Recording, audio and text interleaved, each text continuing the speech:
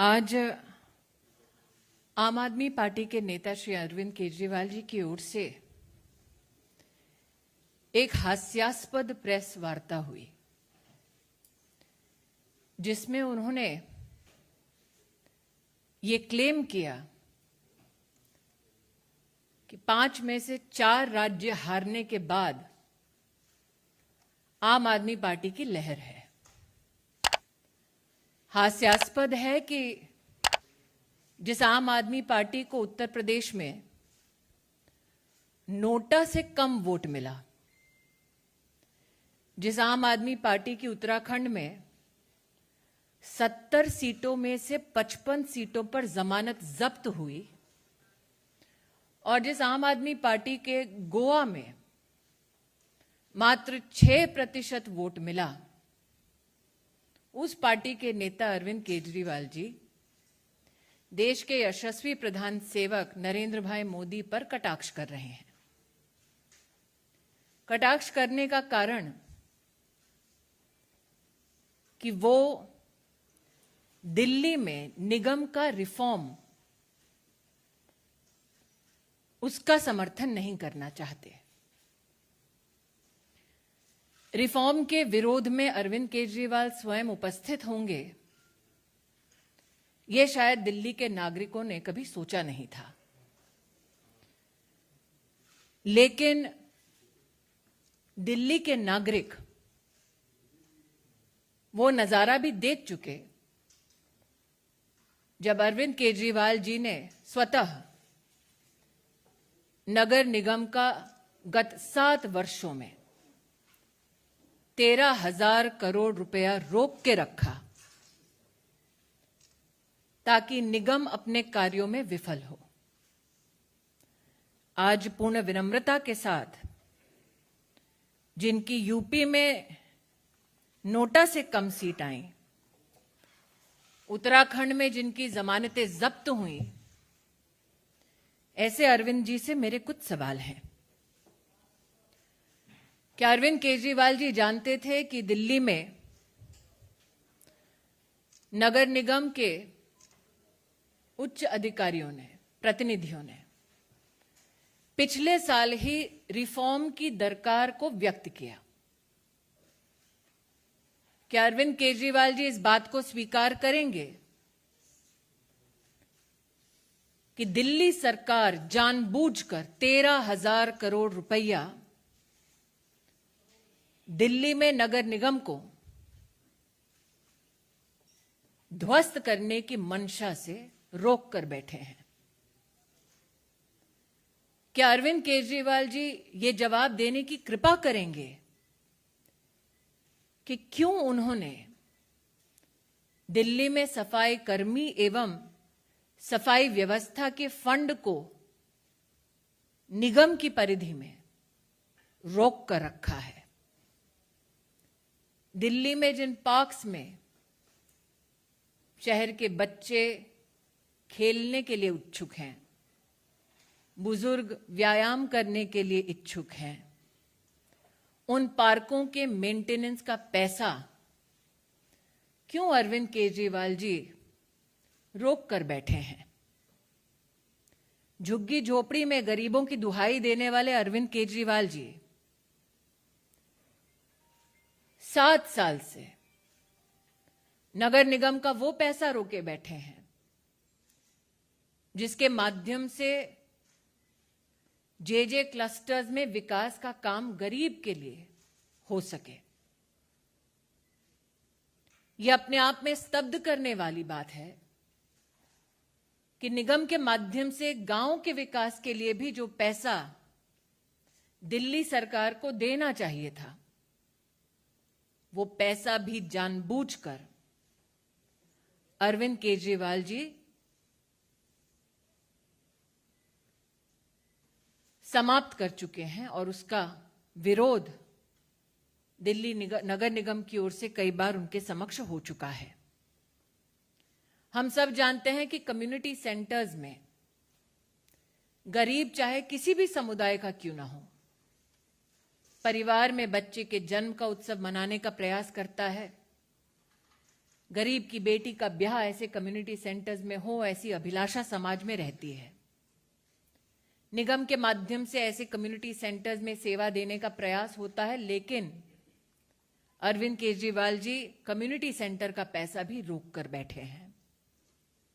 वो सड़क, वो गली जो किसी गरीब के घर तक पहुंचती है, वो सड़क ना बने,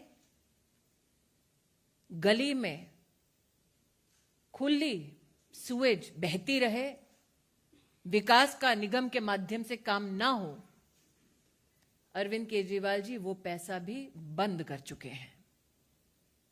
तो आज अपनी एक प्रेस कॉन्फ्रेंस के माध्यम से इलेक्शन कमीशन की निष्पक्षता पर जब उन्होंने प्रहार किया है, लोकतंत्र की जब उन्होंने दुहाई दी है, तो मैं उनसे अपील करना चाहती हूं कि लोकतंत्र की सबसे मजबूत इकाई और ग्रास रूट पर सेवा देने वाली नगर निगम को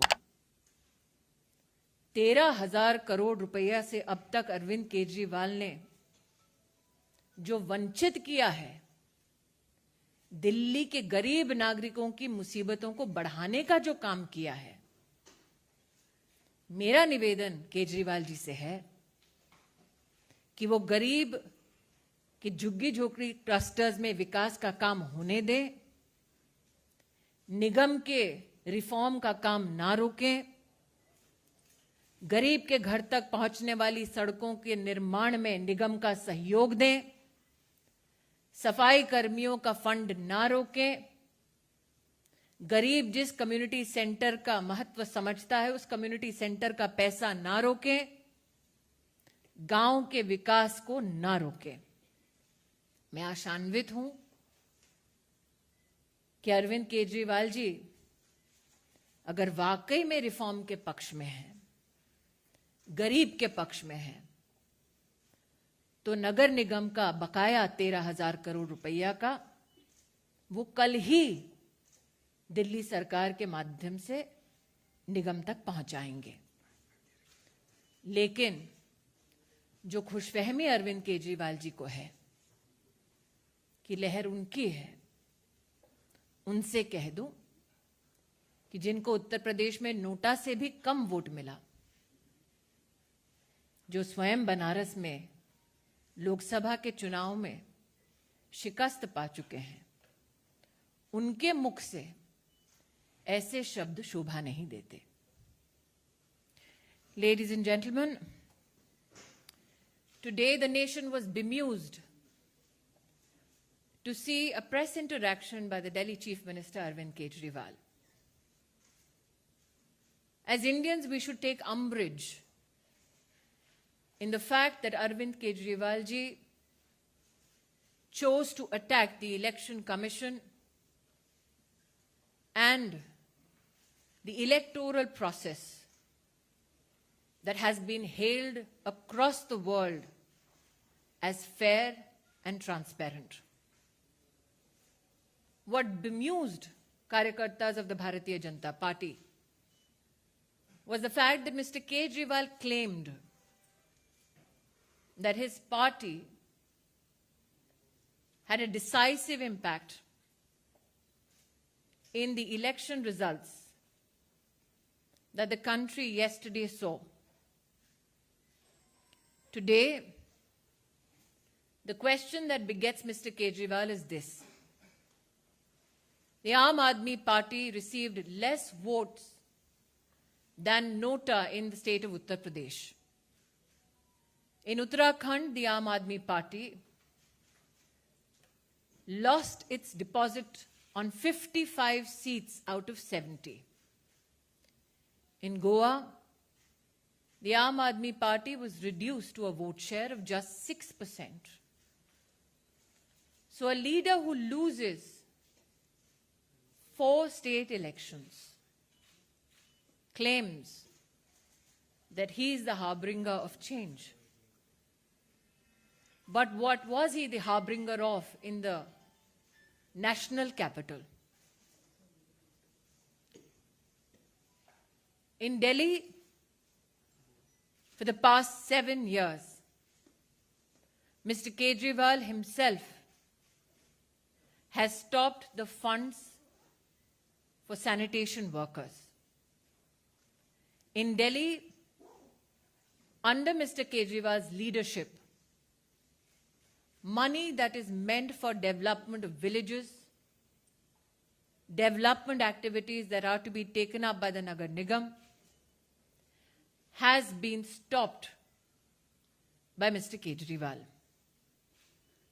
Jhuggi Jhopri clusters in Delhi are in want, in need of support from the Nagar Nigam, but Arvind Kejriwal chooses to starve the Nagar Nigam of funds.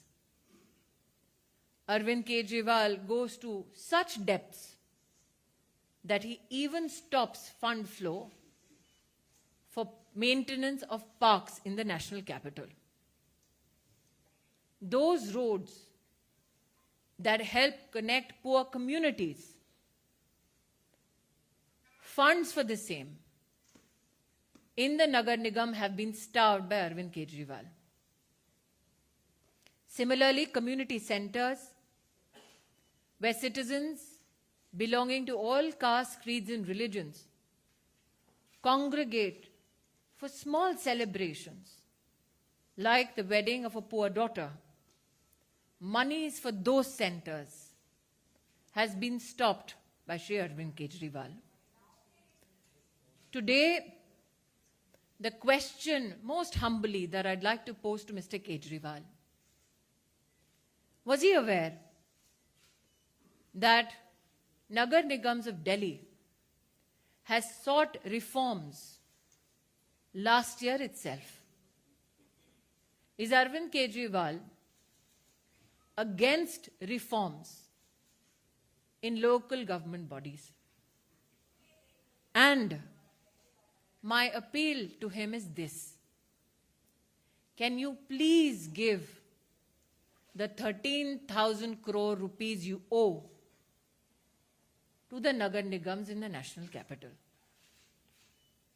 Mr. Kejriwal waxed eloquent about how he is the savior of democracy. I would like to tell him that by starving the Nagar Nigam of funds, he is killing democracy at its very grassroots. Thank you. इस विषय से जुड़ा कोई सवाल अगर आप लोगों का हो तो पूछ सकते हैं।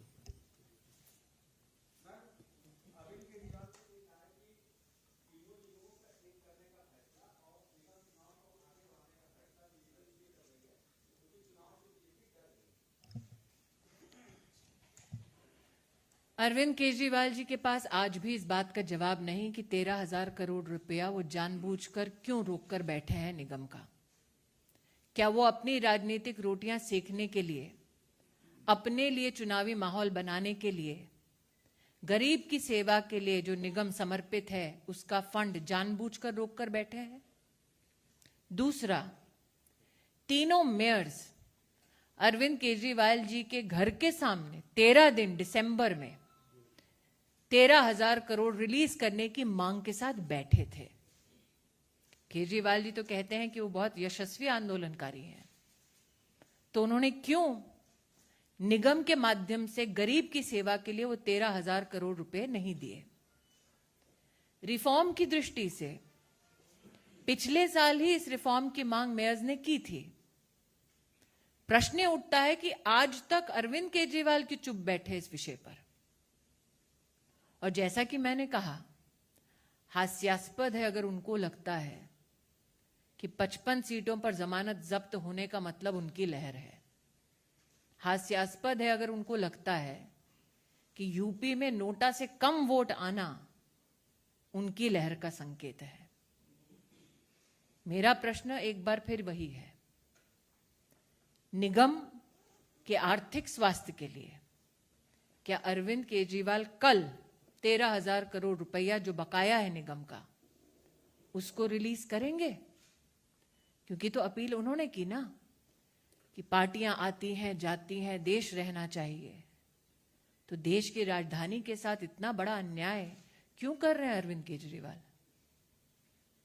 देवेंद्र प्रसाद, इंडिया टीवी।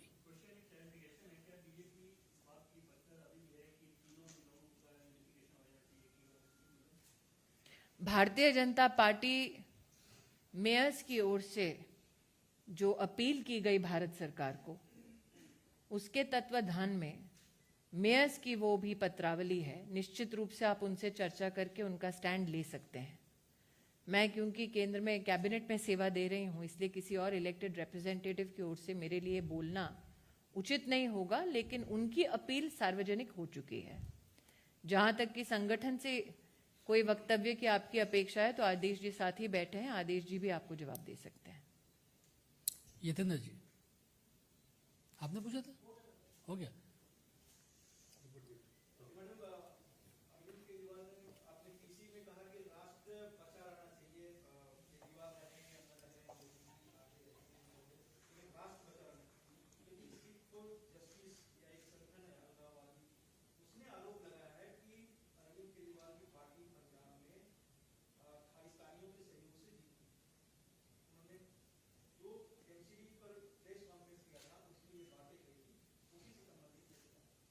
मैं इतना ही कहूंगी रविंद्र जी, रात को निश्चित रूप से सुधीर जी इस पे कोई स्पेशल करेंगे तो मैं भी उस स्पेशल को देखूंगी। शैलेंद्र जी, एक सेकंड।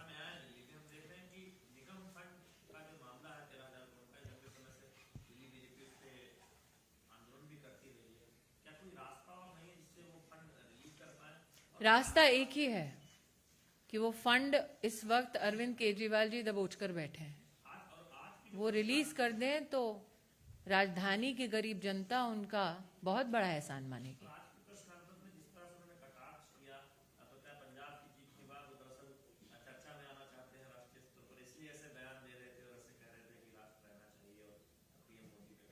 अरविंद केजरीवाल जी के कथन पर निर्भर नहीं करता कि राष्ट्र रहेगा नहीं रहेगा।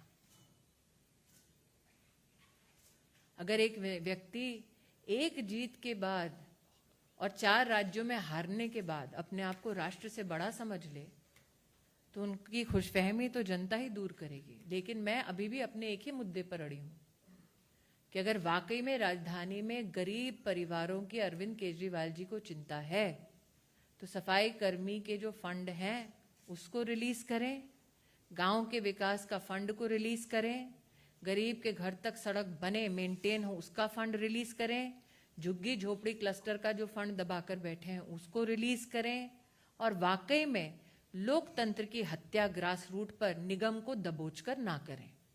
आप पूछिए।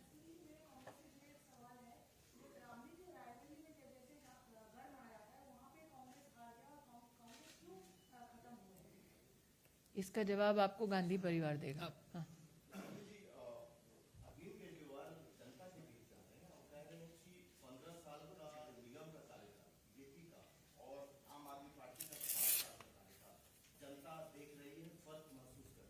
बिल्कुल, जनता देख रही है कैसे 7 साल से 13,000 करोड़ रुपया जानबूझकर अरविंद केजरीवाल जी ने रोक कर रखा है। इसीलिए अगर आप जाना चाहते हैं जनता के मध्य में, अगर आप जनता के मध्य में जाना चाहते हैं तो भारतीय जनता पार्टी के कार्यकर्ता भी जा रहे हैं जनता के मध्य में। और अगर जनता के मध्य में जाकर आज दिल्ली का रोष देखना है और विशेषतः महिलाओं में देखना है तो अरविंद केजरीवाल जी की शराब नीति को ही देख लीजिए। सड़कें और पार्क तो ध्वस्त कर रहे हैं, परिवार भी अब ध्वस्त कर रहे हैं। Amit ji,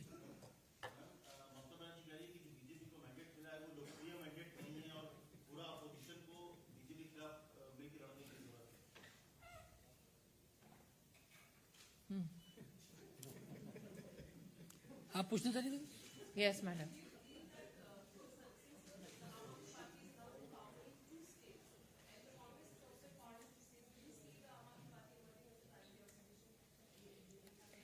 I am absolutely delighted at whoever wants to take up the space of the opposition. Because my firm belief is that in 2024, yet again, it is the Bharatiya Janata Party under the leadership of the Pradhan Sevak that will fill the spaces needed to fill to serve in government. एक last question आप।